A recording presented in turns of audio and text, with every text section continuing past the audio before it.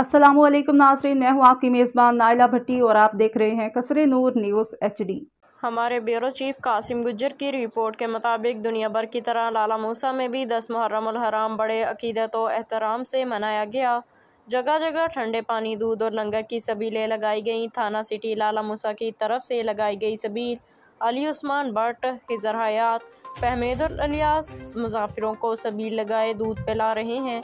अल्लाह पाक इन भाइयों की काविशों को कबूल फरमाए।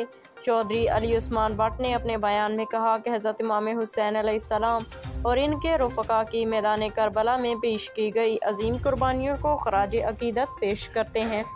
मज़ीद खबरों और अपडेट्स के लिए देखते रहिए कसरे नूर न्यूज़ HD, हर खबर से बाखबर।